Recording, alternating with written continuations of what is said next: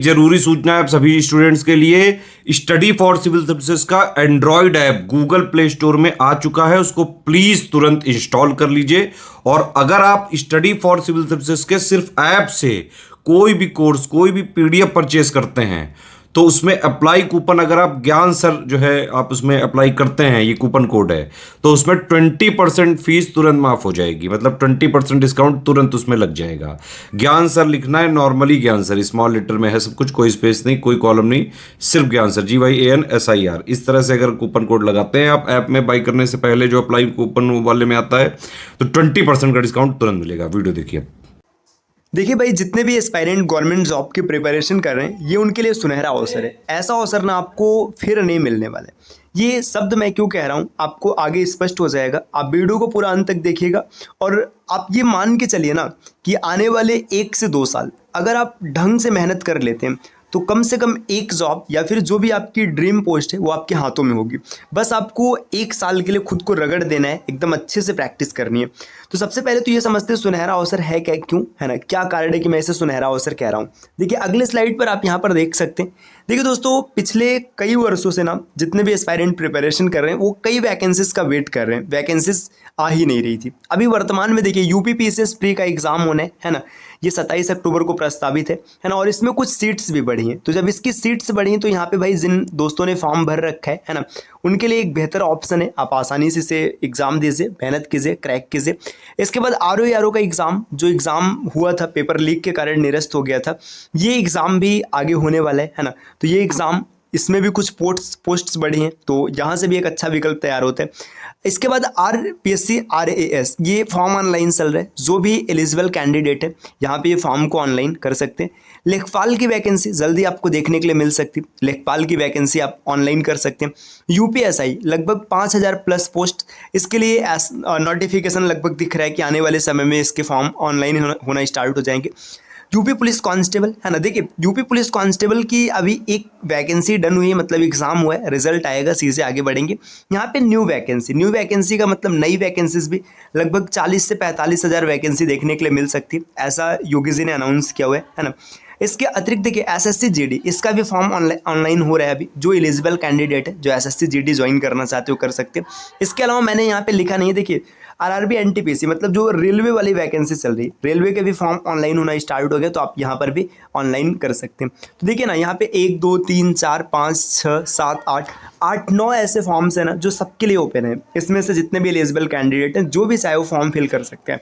अगर आप इन सब की तैयारी ढंग से करते हैं, अच्छे तरीके से तैयारी करते हैं, तो कहीं ना कहीं आपका सिलेक्शन ज़रूर हो जाएगा। बस आपको लगातार स्ट्रगल करते रहना है, लगातार मेहनत करते रहना है। अपने साथ ना आपको, मतलब ऐसे समझिए, जो जिम्मेदारी आपकी उसे निभाना है ना।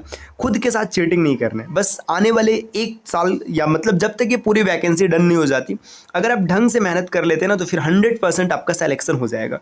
दोस्तों अब एक चीज़ ध्यान दीजिएगा, अगर कोई भी एग्ज़ाम आपको क्रैक करना है तो उसकी स्ट्रेटजी क्या है। स्ट्रेटजीज ऐसी कोई चीज़ नहीं, बस 2-3 चीज़ें आपको फॉलो करने हैं।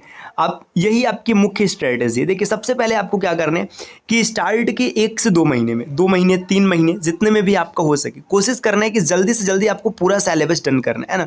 पूरा मतलब जो भी सिलेबस का हिस्सा है, एक एक पॉइंट को पूरा ढंग से पढ़ लेना है, सिलेबस का कोई भी बिंदु ना छूटने पाए। ये जब डन हो जाएगा, इसके बाद क्या करना है, इसके बाद आपको रिवीजन करना है, रिवीजन दबा के करना है ना। ऐसे ये पढ़ते समय भी आपको रिवीजन करते रहना है ना। और तीसरा पॉइंट है मॉक टेस्ट, है ना, आपको लगातार मॉक टेस्ट देते रहना है। बस ये 3 चीज़ों को जो ढंग से फॉलो करेगा उसका सिलेक्शन 100% होगा। हाँ, इन तीनों चीज़ों में एक चीज़ है कंसिस्टेंसी आपकी नहीं टूटनी चाहिए। अगर कंसिस्टेंसी टूट जाएगी तो चीज़ें डिस्टर्ब हो जाएंगी। देखिए सिलेबस डन करना है, रिवीजन करना है, मॉक टेस्ट देना है, लगातार कंसिस्टेंट रहना है, आराम से आप चीज़ों को क्लियर कर लेंगे। अच्छा, एक चीज़ आपको और ध्यान देना है भाई, सिलेबस डन करना है, सिलेबस पढ़ेंगे कहाँ से। सबसे बड़ा भ्रम जो आज के समय में चल रहा है ना, आपके पास इतने ज़्यादा माध्यम है कि भाई कहाँ से पढ़े, जो जैसे पढ़ा रहे वैसे पढ़ा रहे। इसमें क्या होता है ना कि कई बार हम लोग प्रॉपर सिलेबस पढ़ ही नहीं पाते। सिलेबस में कुछ और लिखा है, आप पढ़ कुछ और रहे, कहाँ से सिलेक्शन होगा। पेपर में क्वेश्चन आएगा, मिलेगा ही नहीं।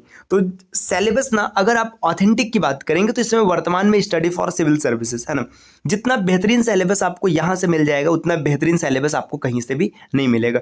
ये पता है क्या quality study study for civil services के जितने भी एजुकेटर है, जो भी टीम है, जो आपको स्टडी मटेरियल जो सिलेबस देती है ना, एकदम टू द पॉइंट होता है, कोई भी बहकावे की चीज़ नहीं, कोई भी इधर उधर की बात नहीं, टू द पॉइंट जो आपको एग्जाम में देखने के लिए मिलेगा ना, एग्जाम ओरिएंटेड। अब देखिए एक चीज़ समझिए ना, जैसे मान के चलिए एक छोटा सा यहाँ पे समझिए, ये आपका पूरा नॉलेज है ना, ये नॉलेज है। नॉलेज का मतलब यहाँ पे आपको पीएचडी करनी है, मान लीजिए अब आपको पीएचडी इतना है पूरा, मान लीजिए कोई एक सब्जेक्ट में साइंस का नाम लिखता हूँ, साइंस इतना है। अब इतने में ना आपके सिलेबस में सिर्फ इतना हिस्सा है, इतना है ना, और इसमें से भी आएगा खाली इतना सा, है ना। तो फिर भाई क्या आपको पीएचडी थोड़े ना करना है? ऐसा नहीं कि आपको बहुत ज़्यादा नॉलेज, भाई देखो नॉलेज एक अलग चीज़ है और एग्जाम क्रैक करना आपको अलग अलग चीज़ है। आपके पास कितना भी नॉलेज हो, देखो जैसे साइंस का पूरा दायरा साइंस का है ना, आप इसमें से इसी को छोड़ करके बाकी पूरा पढ़ लीजिए, ये पूरा पढ़ लीजिए।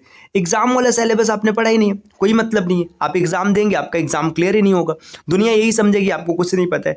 तो नॉलेज कलेक्ट करना एक अलग चीज़ होता है और एग्जाम क्रैक करना एक अलग चीज़ होता है। तो स्टडी फॉर सिविल सर्विसेज की ये क्वालिटी है ना कि जो भी आपको डेटा दिया जाएगा टू द पॉइंट होगा, एग्जाम ओरिएंटेड होगा, जो आपके पेपर में देखने के लिए मिले वैसा डेटा रखा जाएगा, फर्जी कुछ भी नहीं रखा जाएगा, है ना।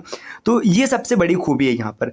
अब देखो करना क्या है, अगर आपको study for civil services team का कोई भी कोर्स परचेस कर रहे हैं तो स्क्रीन पर नीचे जो नंबर्स दिख रहे हैं, आप इन नंबर पे कॉल या व्हाट्सएप करके टीम के पेड कोर्स से जुड़ सकते हैं और कोर्स को परचेज कर सकते हैं, या फिर आप प्ले स्टोर से स्टडी फॉर सिविल सर्विसेज का एप्लीकेशन भी इंस्टॉल कर सकते हैं। एप्लीकेशन के माध्यम से किसी भी कोर्स को परचेज जब करेंगे ना, तो वहाँ पे आपको कूपन कोड देखने के लिए मिलेगा। उस सेक्शन में अगर आप कोड अप्लाई करते हैं ज्ञान सर, जिसमें कि सभी लेटर्स आपको स्मॉल लिखना है और कोई भी स्पेस नहीं लिखना है, तो आपको अप टू 50% तक डिस्काउंट देखने के लिए मिल सकता है। दोस्तों ये ऑफर लिमिटेड टाइम के लिए, तो जल्द से जल्द आप ऑफर का लाभ ले सकते हैं। Study for civil services application से आप कोई भी कोर्स परचेस करेंगे, ये सिर्फ पीसीएस एग्जाम के लिए होगा। अगर आप वनडे एग्जाम जैसे यूपीएसआई, यूपी पुलिस कांस्टेबल, इन सब की प्रिपरेशन करना चाहते हैं, तो स्टडी फॉर सिविल सर्विसेज के द्वारा चलाया गया इनिशिएटिव है ज्ञान सर एजुकेशन, ये एप्लीकेशन है, आप यहाँ से कोई भी कोर्स परचेस कर सकते हैं। अब है ना, देखिए यहाँ से भी कोर्स परचेस करते समय अगर आप कोड अप्लाई करेंगे ज्ञान सर, तो आपको प्रॉपर डिस्काउंट देखने के लिए मिलेगा। या फिर आप वनडे एग्जाम के प्रिपरेशन के लिए भी नीचे दिए गए नंबर पे कॉल या व्हाट्सएप करके जानकारी प्राप्त कर सकते हैं। मिलते हैं दोस्तों आपसे अगले वीडियो में कुछ नए इन्फॉर्मेशन के साथ, तब तक के लिए नमस्कार।